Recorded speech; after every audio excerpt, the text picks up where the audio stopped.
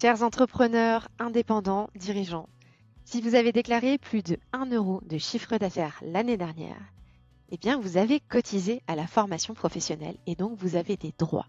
Vous avez certainement de quelques centaines à plusieurs milliers d'euros de budget formation cette année et cet argent sera perdu au 31 décembre si vous ne l'avez pas utilisé auprès d'un organisme de formation qui est certifié Calliope. Je suis Lorraine de l'organisme Dare Yourself, organisme de formation et de coaching, et je vais vous montrer en quelques clics comment avoir toutes les informations. Suivez-moi, je vous partage mon écran. Première étape, il va falloir vous rendre sur votre compte URSSAF, votre compte personnel.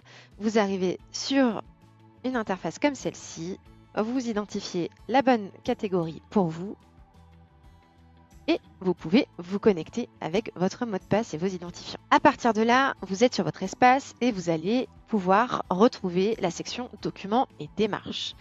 Dans Documents et démarches, on va aller chercher un document et donc télécharger une attestation.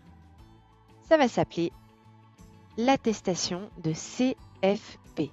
Rien à voir avec le CPF. Le CPF, vous savez, c'est cette cagnotte qui monte de 500 € chaque année et qui permet de financer des formations diplômantes.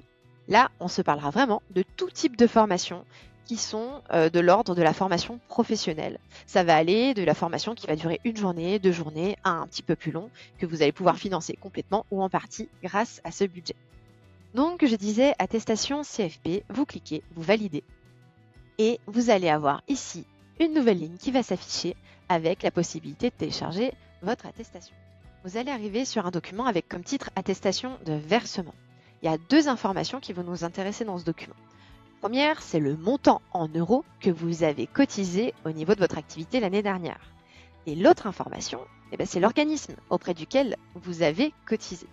Dans mon cas, j'ai donc cotisé 118 € en 2025 auprès de l'organisme qui s'appelle FIFPL. Pour vous montrer un petit peu quels sont les noms que vous allez retrouver dans votre attestation, si vous êtes artisan, ça va être le FAF-CEA. Si vous êtes commerçant, l'AGFIS. Si vous êtes profession libérale comme moi, le FIFPL. Et puis pour les médecins, le FAF-PM. Okay. Une fois que vous avez cette info et que vous savez combien vous avez financé, vous avez tous les éléments pour pouvoir finaliser votre recherche. Qu'est-ce qui va se passer ? Vous allez aller sur le site en question de cet organisme et regarder ce qu'on va appeler leurs critères de prise en charge, c'est-à-dire comment est-ce que ça fonctionne en termes de budget lorsque l'on a cotisé tel montant auprès d'eux l'année dernière. Je vais vous prendre les 2 exemples les plus classiques, le FIFPL et la GFIS, c'est ceux que je croise le plus souvent au niveau des apprenants qui prennent une formation auprès de Dare Yourself. On va commencer par le FIFPL. FIFPL, vous allez aller sur leur site et vous allez arriver sur critères de prise en charge. Ici, on va vous demander votre code NAF. Moi, j'ai indiqué le mien, code NAF 7022Z. OK. Conseil en affaires et gestion, je valide. Et là, j'arrive avec critères de prise en charge. Une fois que je clique là-dessus, j'ai plus qu'à lire ce document qui paraît un petit peu impressionnant a priori, mais qui ne l'est pas tant que ça, pour pouvoir tout connaître. Par exemple, ici, sur le FIFPL, c'est proportionnel au montant que vous avez cotisé l'année dernière. Si vous avez cotisé 118 € ou plus, vous allez avoir 100% de vos droits. Si vous êtes en dessous, c'est proportionnel au niveau de chiffre d'affaires que vous avez fait, vous allez avoir de 20 à 90% du montant global auquel peuvent prétendre les personnes à 100%. Et je vais aller voir juste au-dessus à quoi ça correspond. Ce que ça me dit ici, c'est que sur toutes les formations que je peux avoir auprès d'un organisme certifié Calliope, je vais avoir une prise en charge à hauteur de 300 € par jour de formation, limitée à 900 € par dirigeant. Ça veut dire que concrètement, je peux me payer une formation de 3 jours à 900 € et je n'aurai rien à débourser.